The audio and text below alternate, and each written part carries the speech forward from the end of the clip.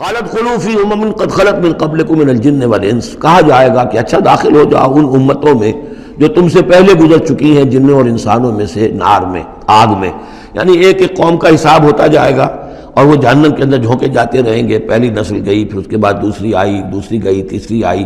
اب ان میں ایک مکالمہ ہوگا. ظاہر بات ہے جو پہلے گئے تھے وہ تھے بزرگ، بڑے تھے، لیڈر تھے، یا یہ کہ وہ پچھلی نسل تھی جنہوں نے بدعات شروع کی تھیں، خرافات کا آغاز کیا تھا. یہ بعد میں آنے والے ان پر لعنت کریں گے کہ تم نے ہمیں مروایا، تمہاری وجہ سے ہم بھی برباد ہو کر یہاں آئے ہیں، تو تمہیں دوہرا عذاب ملنا چاہیے. لیکن یہ کہ وہاں وہ کہیں گے کہ نہیں، ہم جیسے ہم گمراہ تھے ویسے انہوں نے تمہیں گمراہ کیا. تو یہ مکالمہ ہوگا. اور یہ نوٹ کر لیجئے، یہ جو میں نے عرض کیا تھا کہ اس سورہ مبارکہ میں ایام اللہ جو ہے یہ اس کا مین تھیم ہے.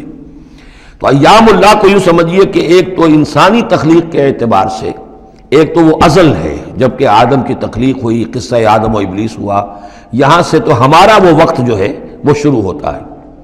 اور جنت اور دوزخ میں پہنچ کر گویا کہ وہ ایک دور ختم ہوتا ہے، وہ آخری بات ہے. یہ ہے انتہا اور ابتدا. اس کے مابین ہے کہ جو انبیاء آئے، رسول آئے، ان کی داستانیں ہیں، ان کے حالات ہیں، ان کے واقعات ہیں، قوم نوح اور قوم ہود اور قوم صالح. تو یہ یہاں پر ایسا کیا گیا کہ پہلے وہ تخلیق کا مرحلہ آدم کا، اور وہ قصہ آدم و ابلیس آ گیا اول. اب جو جہنم کا اور جنت کا تذکرہ آ رہا ہے اور ان کی آپس کی گفتگویں ہوں گی، اور کچھ لوگ ایسے بھی ہوں گے نہ جو جہنم میں ابھی گئے ہوں گے نہ جنت میں داخلہ ملا ہوگا، درمیان میں کہیں ہوں گے، صاحب آراف ہوں گے، اصحاب آراف، تو ان کا مکالمہ آ رہا ہے. یہ دونوں بگننگ اور اینڈ دکھا کر اور پھر سلسلہ شروع ہوگا انبیاء کرام اور رسولوں کے حالات کا. قالت خلوا فی امم قد خلت من قبلکم، داخل ہو جاؤ انہی قوموں میں، انہی نسلوں میں جو تم سے پہلے داخل ہو چکی ہیں. من الجن والانس فی النار، جنات بھی اور انسان بھی آگ میں. کلما دخلت امت لعنت اختہا، جب بھی کوئی امت داخل ہوگی تو وہ دوسری امت کو لعنت کرے گی. حتی اذا ادارکوا فیہا جمیعا، اور جب وہ سب کے سب اس میں گر چکیں گی، تمام کی تمام نسلیں اور امتیں. قالت اخراہم لاولاہم، تو بعد میں آنے والی کہے گی پہلی نسل سے، ربنا ہؤلاء اضلونا، اے اللہ ان بدبختوں نے ہمیں گمراہ کیا تھا. دنیا میں تو کہتے تھے کہ ہمارے آباء و اجداد ہیں، ہمارے اسلاف ہیں، ان کی ریتیں ہیں، ان کی روایتیں ہیں، ان کی چیزیں ہیں، کیسے چھیڑ دیں. لیکن یہاں پر کیا ہوگا؟ ربنا ہؤلاء اضلونا، ان لوگوں نے ہمیں برباد کیا، انہوں نے ہمیں گمراہ کیا. فآتہم عذابا ضعفا من النار، تو انہیں تو دگنا عذاب دے آگ میں سے.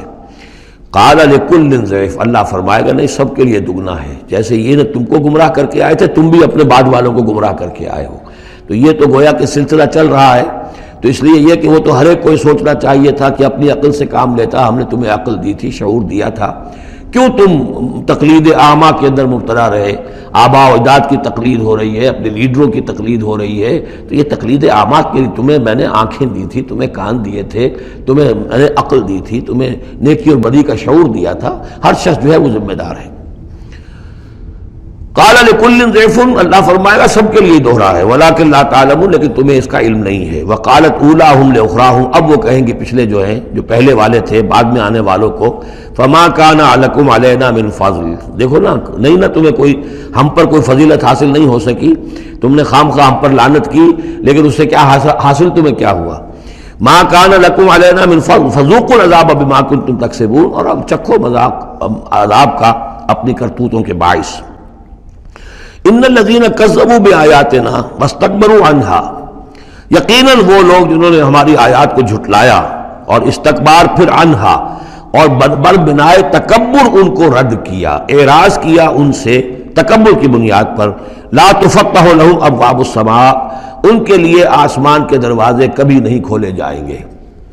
یہ کچھ اشارات ہیں قرآن مجید میں جس سے معلوم ہوتا ہے کہ جہنم اسی زمین پر ہوگی، اور ابتدائی جنت بھی یہی ہوگی. ابتدائی نزل والی جنت جو ہے وہ بھی اسی زمین پر ہوگی، اور جہنم بھی اسی زمین پر ہوگی.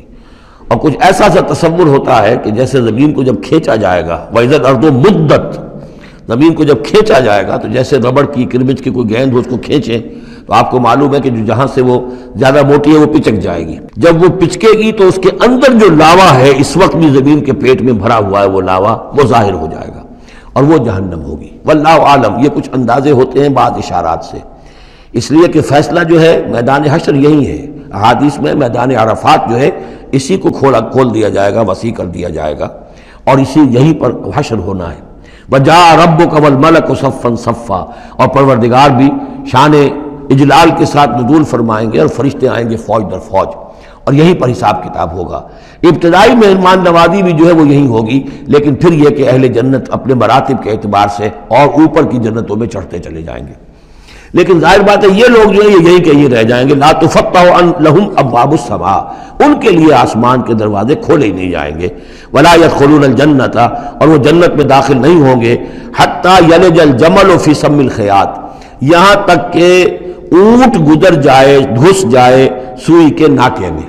اسے کہتے ہیں تعلیق بالمحال، نہ یہ ممکن ہے کہ سوئی کا ناکہ اتنا بڑا ہو جائے کہ اونٹ گزر جائے، یا اونٹ اتنا چھوٹا ہو جائے کہ سوئی کے ناکے میں داخل ہو جائے، نہ ان کفار کے جنت میں داخل ہونے کا کوئی امکان ہے۔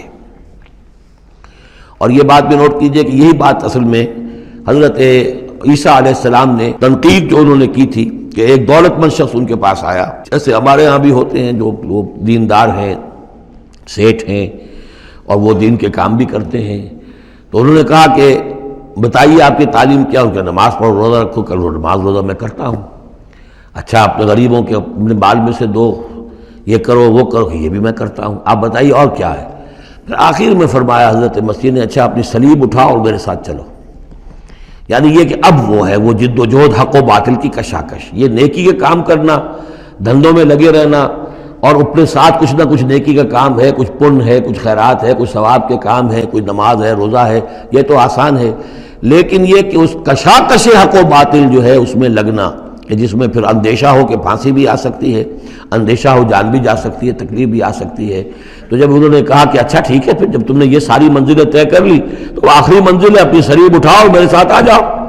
تو اس شخص کا چہرہ لٹک گیا اور وہ چلا گیا۔ تو حضرت مسیح نے فرمایا کہ اونٹ کا سوئی کے ناکے میں سے گزرنا ممکن ہے، لیکن کسی دولت مند شخص کا اللہ کی بادشاہت میں داخل ہونا ممکن نہیں ہے۔ بہرحال میں اس وقت اسے کسی دلیل کے طور پہ پیش نہیں کر رہا ہوں، لیکن میں نے صرف یہ کہ یہی جو ہے محاورہ جو قرآن مجید میں یہاں آیا ہے، حتیٰ یلج الجمل فی سم الخیاط، یہی ہے کہ جو حضرت عیسیٰ علیہ السلام نے استعمال کیا۔ وَكَذَلِكَ نَجْزِي الْمُجْرِمِينَ، اور اسی طرح ہم بدلہ دیتے ہیں مجرموں کو۔ لَهُم مِّن جَهَنَّمَ مِہَادٌ، ان کے لیے جہنم ہی کا ہوگا بچھونا، وَمِن فَوْقِهِمْ غَوَاشٍ، اور اسی کا اوڑھنا ہوگا، لحاف بھی اسی کا ہے آگ کا، اور اس کے گدے بھی۔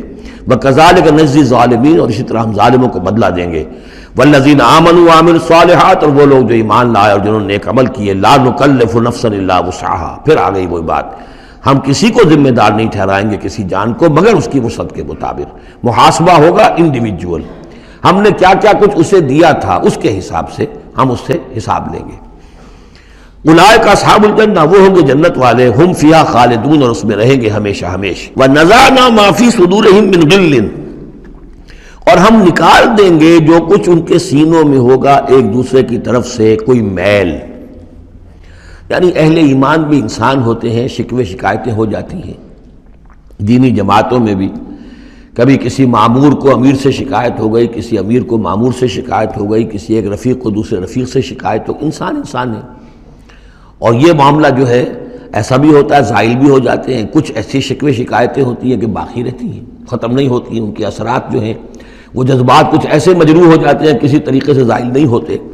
لیکن فرمایا گیا ہے کئی مقامات پر یہ کہ اللہ تعالیٰ اہل جنت کو جنت میں داخل کرنے سے پہلے جو بھی اہل ایمان میں سے کسی کے لیے ان کے دل میں کوئی کدورت ہوگی، کوئی میل ہوگا، وہ نکال دے گا، تاکہ اب جنت میں داخل ہونے والے سب سررن اخوانن علی سرر متقابلین، بالکل بھائیوں کی طریقے سے صاف دل ہو کر ایک دوسرے کے سامنے رو در رو ہو کر بیٹھیں گے، اور ان کے اندر کوئی غل نہیں رہے گا۔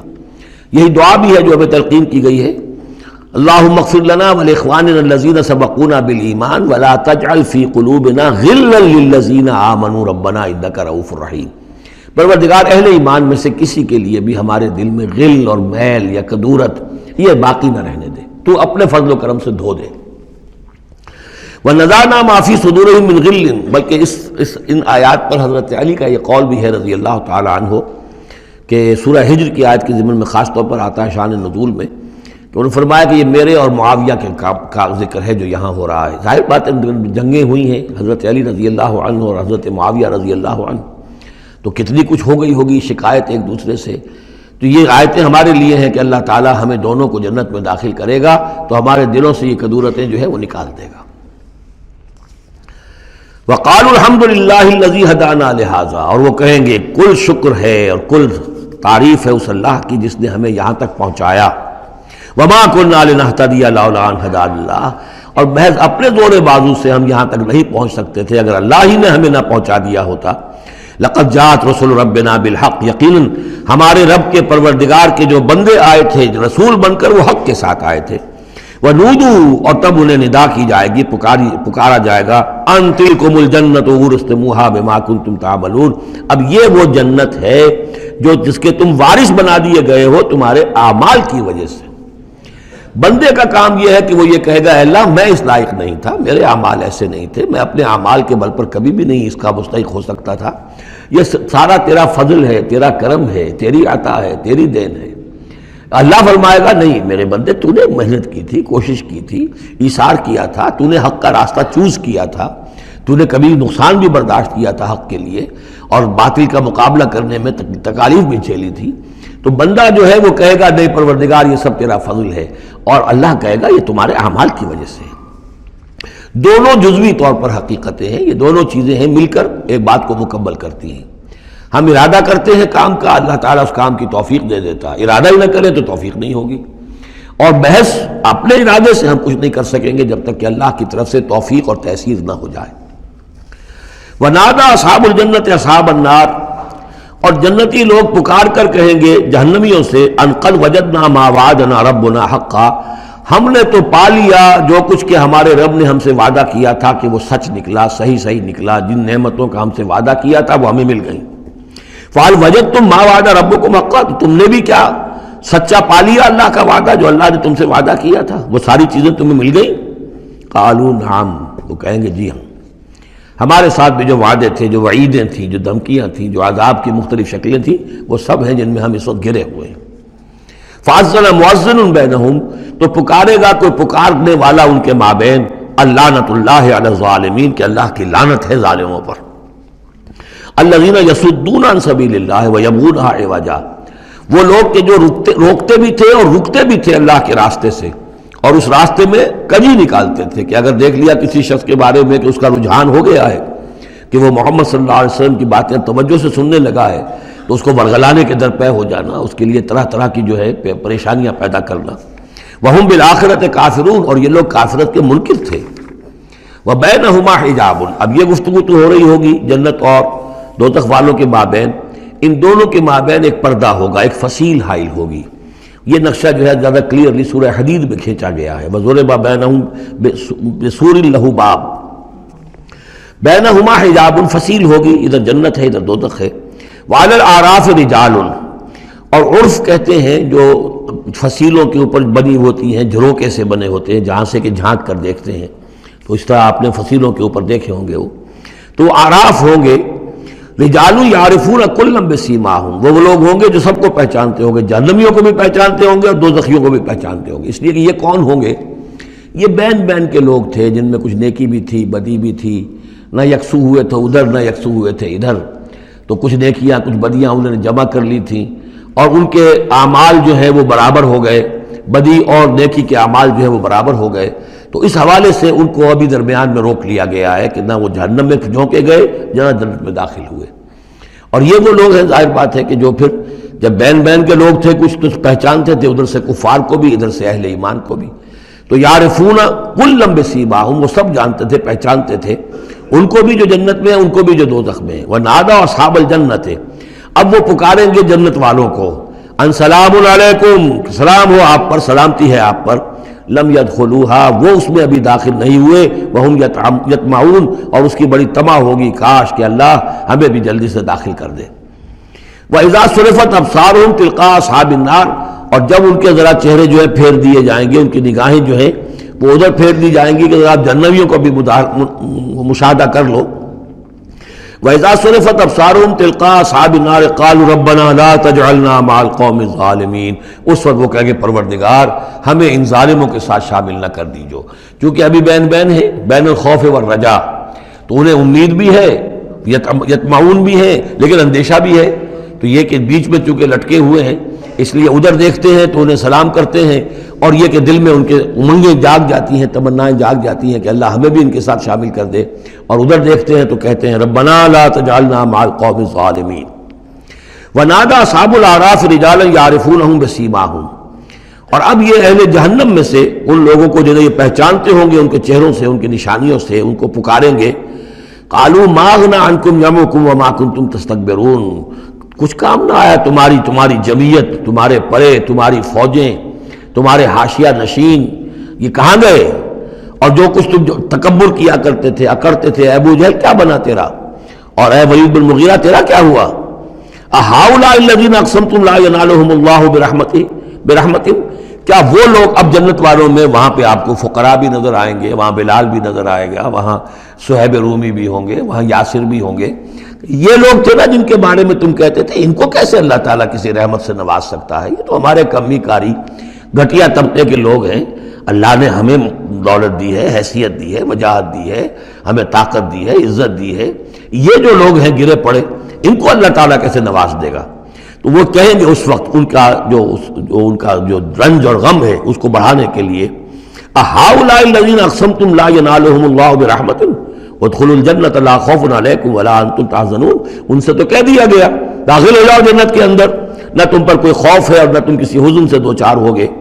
ونادى اصحاب النار اصحاب الجنہ، اور اب پکاریں گے جہنم والے جنت والوں کو، ان افیضوا علینا من الماء، کہ کچھ تو بہا دو ہماری طرف پانی جو اللہ نے تمہیں دے رکھا ہے، او مما رزقکم اللہ، اور جو کچھ اللہ نے تمہیں رزق دیا ہے کچھ وہاں سے ہماری طرف بھی، اے خاصہ برندان چمن کچھ تو ادھر بھی، مما رزقکم اللہ، قالوا ان اللہ حرمہما علی الکافرین، وہ جواب دیں گے اہل جنت کہ شاید ہم تو دینا بھی چاہتے، ہماری شرافت سے تو یہ بعید تھا کہ ہم کوڑا جواب تمہیں دے دیتے، لیکن کیا کریں اللہ نے حرام کر دی ہے یہ چیزیں کافروں پر، ہمارے ہاتھ بندھے ہوئے ہیں، ہم یہ نعمتیں اب تمہاری طرف نہیں بھیج سکتے۔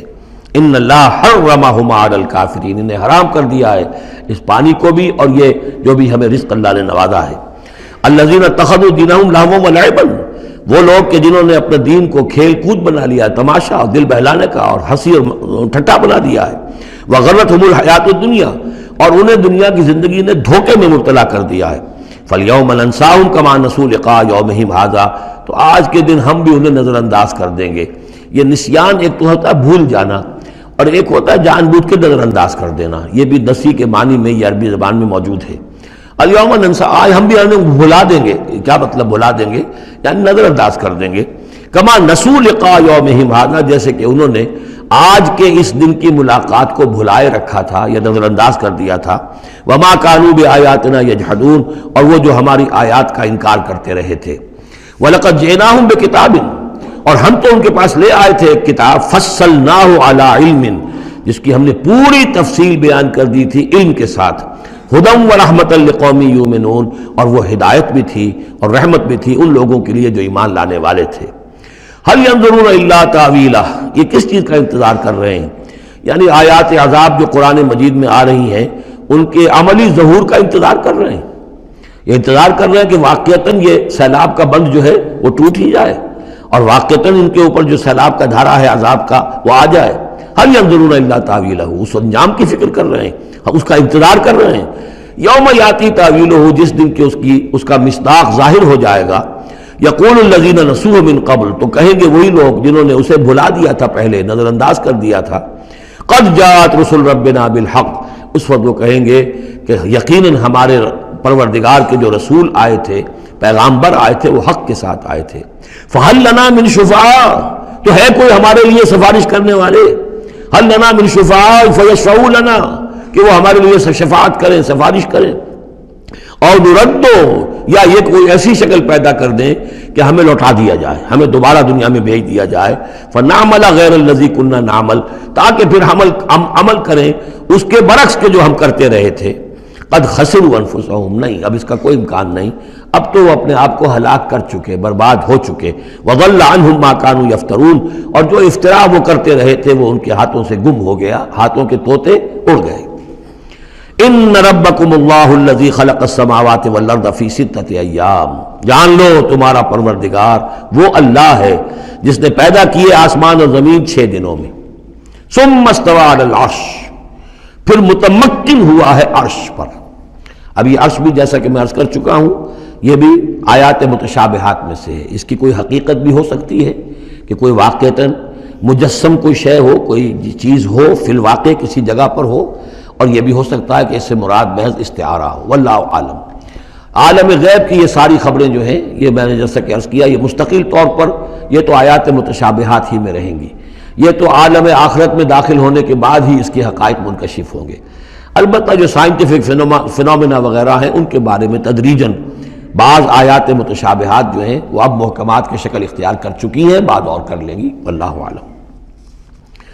یغشی اللیل النہار، وہ ڈھانپ دیتا ہے رات کو دن پر، یا رات کو ڈھانپ دیتا ہے دن سے. یطلبہ حثیثاً، اور وہ اس کے پیچھے لگا ہوا آتا، دوڑتا ہوا، دن رات کے پیچھے، رات دن کے پیچھے. والشمس والقمر، اور سورج کو پیدا کیا اس نے، اور چاند کو، والنجوم، اور ستاروں کو، مسخرات بامرہ، اور یہ سب کے سب اس کے حکم سے اپنے اپنے کاموں میں لگے ہوئے ہیں، مسخر ہیں. جو بھی قاعدہ قانون ہے اس کی اطاعت کر رہے ہیں. الا لہ الخلق والامر، آگاہ ہو جاؤ، اسی کے لیے ہے خلق اور اسی کے لیے ہے امر. یہ آیت جو ہے اس کے دو مفہوم ذہن میں رکھیے. ایک تو ہے جو بہت سادہ ہے، سطحی مفہوم ہے، وہ بھی درست ہے کہ ایک ہے تخلیق اور ایک ہے پھر اللہ کا حکم. کائنات اس نے بنائی اور اب اس کا حکم ہے یہ کرو یہ نہ کرو، یہ اوامر ہے، یہ نواہی ہے، یہ شریعت ہے. لیکن اس کا ایک گہرا مفہوم بھی ہے کہ اصل میں کریشن جو ہے اس کائنات میں دو سطح پر ہوئی ہے. ایک عالم امر ہے، ایک عالم خلق ہے. عالم امر میں صرف کریشن ایکس نیہلو ہوتی ہے، عدم محض سے تخلیق، اور اس میں ٹائم فیکٹر بالکل نہیں ہوتا. کن فیکون، کوئی ٹائم فیکٹر نہیں.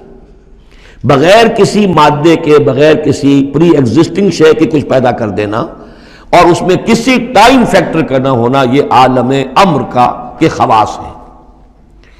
عالم خلق میں کسی شے سے دوسری شے بنتی ہے اور اس کے بعد اس میں ٹائم لازمن ہے. انسان ہے، 9 مہینے رحم مادر کے اندر وہ بچہ رہے گا، 8 مہینے رہے، 7 مہینے رہے، بہرحال اسے وقت لگے گا. آم کی گٹھلی ہے، اس آم کی گٹھلی کو درخت بننے میں کئی سال لگیں گے. آسمان اور زمین کی تخلیق ہوئی ہے 6 دنوں میں. ہمیشہ یہ اس کا ذکر ہوگا، اور ظاہر بات ہے 6 دن وہ ہمارے دن تو نہیں ہے. قرآن مجید میں تو کہہ دیا گیا اللہ کا ایک دن 1000 برس کا بھی ہے، ایک دن 50,000 برس کا بھی ہے، یہ ملینمز بھی ہو سکتے ہیں. تو اللہ تعالیٰ نے بنایا ہے آسمان اور زمین کو 6 دنوں میں. تاحال یہ 6 دن ہمارے لیے یہ بھی آیات متشابہات میں سے ہیں. لیکن میں سمجھتا ہوں کہ 6 دن اور 7 آسمان یہ تو زیادہ دیر نہیں گزرے گی کہ انشاءاللہ ان کی حقیقت منکشف ہو جائے گی سائنس کی مزید اکتشافات کے ذریعے سے، اور یہ آیات متشابہات کے دائرے سے نکل کر آیات محکمات میں آ جائیں گی. لیکن یہ کہ اصل بات جو ہے وہ یہ ہے کہ خلق اور امر. اب امر، عالم امر سے متعلق نوٹ کر لیجئے صرف 3 چیزیں ہیں. ارواح انسانی، روحم من امرنا، یسألونک عن الروح قل الروح من امر ربی. ملائکہ عالم امر کی شے ہیں اور وہی عالم امر کی شے ہے. 3 چیزیں ہیں جن کا تعلق عالم امر سے ہے. لہذا فرشتے کے یہاں سے لے کے اور 7ویں آسمان تک جانے میں کوئی ٹائم نہیں لگ سکتا. اسی طرح روح انسانی بھی یہاں سے لے کر 7ویں آسمان تک جا سکتی ہے بغیر کسی وقت کے. روح آسمانی، روح انسانی کا بھی وہی معاملہ ہے جو فرشتے کا ہے. اس لیے کہ یہ عالم امر کی چیزیں ہیں، اور عالم امر میں ٹائم فیکٹر سرے سے ہے ہی نہیں. کن فیکون. البتہ عالم خلق میں وقت لگتا ہے. سفر ہوتا ہے تو سفر میں وقت لگے گا، تخلیق ہوئی ہے تو اس میں وقت لگا. تو یہ ہے اس کا ایک گہرا مفہوم. لیکن بہرحال یہاں پر اب دیکھیے یہ قرآن مجید کا اعجاز ہے. ایسے الفاظ استعمال کرتا ہے کہ عرب کا ایک بدو اس پر سے گزر جائے گا تو اس کو بھی کوئی پیچیدگی نہیں ہوگی. الا لہ الخلق والامر، اسی نے پیدا کیا، اسی کا حق ہے کہ حکم دے. بات صاف ہو گئی اور صحیح ہے، کوئی غلط بات تو نہیں ہے. وہ اپنی ذہنی سطح کے مطابق اس نے اس سے لے لیا، ہدایت پالی، مطمئن ہو گیا، چل پڑا. لیکن یہ کہ کوئی شخص فلسفی ہے، حکیم ہے، دانا ہے، وہ غور کرتا ہے، وہ دیکھتا ہے امر کا لفظ قرآن میں کہاں کہاں آیا ہے، کس معنی میں آیا ہے، کس کس جگہ پر آیا ہے، ان کو جوڑتا ہے، جوڑ کر نتیجہ نکالتا ہے. تو معلوم ہوتا ہے کہ یہ تو 2 بالکل ڈسٹنکٹ عالم ہیں ایک دوسرے سے. عالم خلق، عالم امر. اس کے قوانین جو علیحدہ ہیں، نوامیس علیحدہ ہیں، ان کے ضابطے علیحدہ ہیں. تبارک اللہ رب العالمین، بہت بابرکت ہے اللہ جو کہ تمام جہانوں کا رب ہے.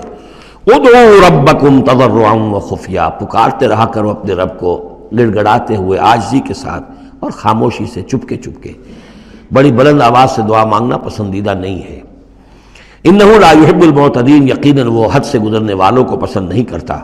ولا تفسدوا فی الارض بعد اصلاحها، اور دیکھو زمین میں اس کی اصلاح کے بعد فساد نہ مچاؤ۔ وادعوہ خوفا وطمعا، اور اللہ کو پکارا کرو خوف کے ساتھ اور طمع کے ساتھ۔ یہ دوسرا ہو گیا، یہ دو کمپوننٹس ہوئے۔